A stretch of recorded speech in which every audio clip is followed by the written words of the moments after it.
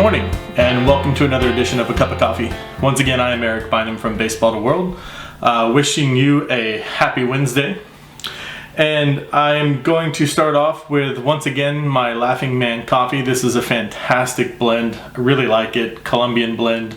I buy the cured cake cups, but I believe they have it in full bean and grinded as well. Definitely should check it out. Today I've got my Alaska The Last Frontier coffee mug. I really miss living in Alaska. It was a beautiful place, wonderful experience. If you want to see more about Alaska, check out my upcoming blog post on my travel and teaching website called coffeeteachtravel.com. I'll put a link in the comments again, but be sure to check that out. So here's to a wonderful Wednesday and a good cup of coffee. So I want to start off with some tidbits around the world of baseball, starting off with a tweet that was recently sent out. And I'm going to read you the entire tweet. It is from the Major League Baseball Umpires Association. And it says, and I quote, "Manny Machado received a one-game suspension for contact with an umpire over balls and strikes and violently throwing his bat against the backstop with absolutely no regard to anyone's safety.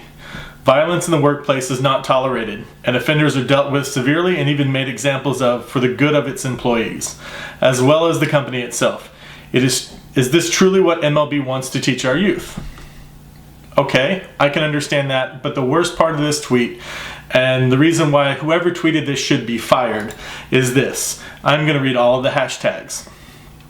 Hashtag disappointed, hashtag lead by example, hashtag not appreciated, hashtag violence, hashtag tempered tantrum, hashtag inaction, hashtag not tolerated, hashtag make an example of, hashtag one game suspension, hashtag repeat offender, hashtag nonsense, hashtag MLBUA, at Major League Baseball, at Padres, at Buster ESPN.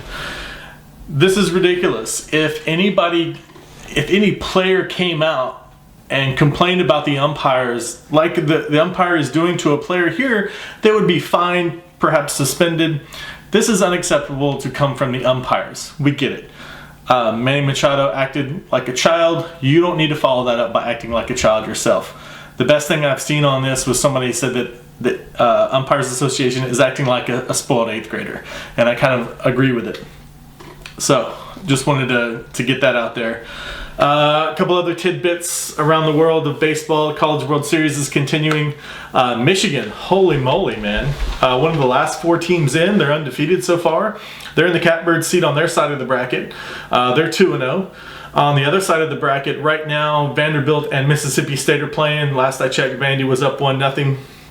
The winner of that is golden, set up for a good run to the final series. The loser has to win 3 games in 3 days. That's tough. But both of these teams have solid pitching staff, so they could do it.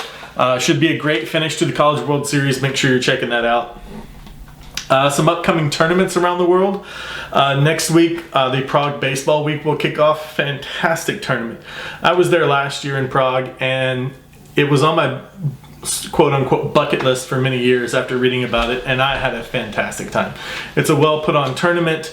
I got to see some international play by some of the international teams. I saw Italy. I saw the under-23 Czech team. It was an amazing team. Russia was there. Poland was there.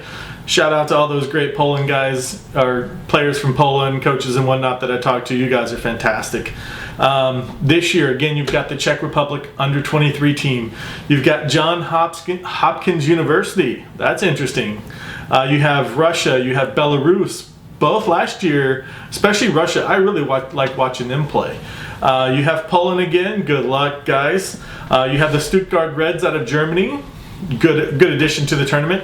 You have the 3 and 2 international stars. These guys run the table almost every year. They've won 6 of 7, something like that. They're fantastic. They won last year. It's a bunch of mostly American anyway.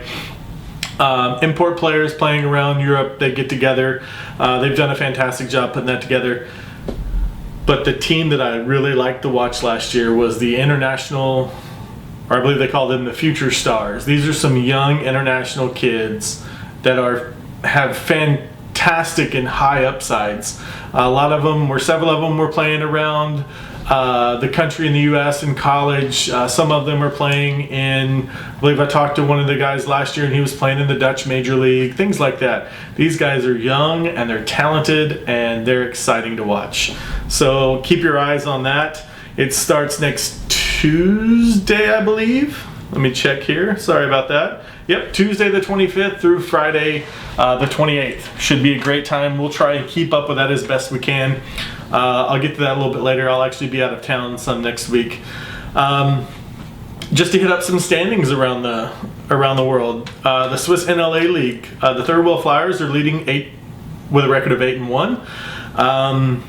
Just ahead of the Zurich Barracudas at 6-2, and the Lucerne Eagles at 7-4. Good solid baseball being played there in the Swiss League. The Czech Extraliga, it has moved on to the second part of the league this year.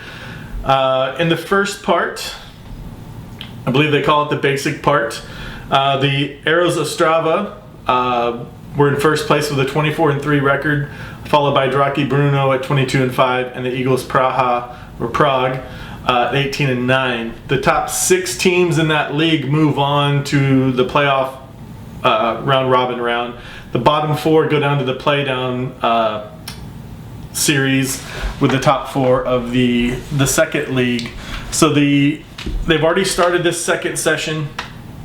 In the top 6, the top 3 right now are the Eagles Praha. They're at 8-1. The Arrows Ostrava 4-2, and the Cridon Hippos Bruno, I'm not sure how to pronounce that first word, they're at 4-4. It's going to be a great finish with this league. There's a lot of really good baseball going on in the Czech Republic.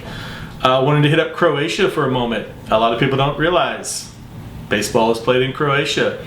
Okay, Olympia 13-4. They're kind of the dominant team in Croatia. You see them in a lot of these cups around Europe and places like that. Second place, NADA. I'm not too familiar with these teams. They're at 12-2, right behind, and Zagreb is at 9-5. So another league to keep an eye on there in Croatia. The last more rankings than standings that I wanted to hit up is the WBSC rankings, the World Rankings for international baseball. Right now, Japan is in first place, followed by the United States, Korea in third, and Chinese Taipei coming in at fourth, with Cuba pulling up the 5th spot. This is going to change as you've got a lot of different international tournaments coming up with these organizations, the under 12, the under 18. You have Olympic qualifiers, and you also have the Premier 12 in November. So a lot of great international baseball going to take place July, August, September, even into November with that Premier 12. That should be a fantastic event. So we're going to keep it really quick and clean this week. I want to kind of close out. Wanted to show you my t-shirt today. This is the Washington Colonials. Now you may be thinking, when did the Colonials ever play in Washington, D.C.? Actually, this team never did. This is a minor league shirt from 1932 in the Interstate League. That Interstate League, I believe there were 5 iterations of the league. That Interstate League was around for less than 1 season. They played only in 1932. It was a Class D league back then, and they actually folded in June when a team from Pottstown, Pennsylvania, folded, and the entire league went under. And actually, this team was actually from Washington, New Jersey, not Washington, D.C. So that Interstate League played New Jersey, Pennsylvania, I believe, were the 2 states that it was in for a little while. They played about 25, 26 games before the league folded. Other than that, I want to remind you about the Blogathon. We're less than 2 weeks away. The field in London is looking amazing. There were some photos that MLB released of the conversion from the soccer stadium to a baseball field, and it looks absolutely beautiful. We'll be doing that June 29th through the 30th, from the first pitch of the London series to the last pitch of the London series. I'll be blogging, podcasting, live streaming, all to raise awareness for depression. So I hope you'll join me for some of that. We got some guest articles coming on the 30th. Got a lot of people lined up to write some good stuff. So hope you'll enjoy that as well. I think that's about it. We're going to call this one a quick one today. a real short cup of coffee. So with all being said, I hope you have a wonderful Wednesday.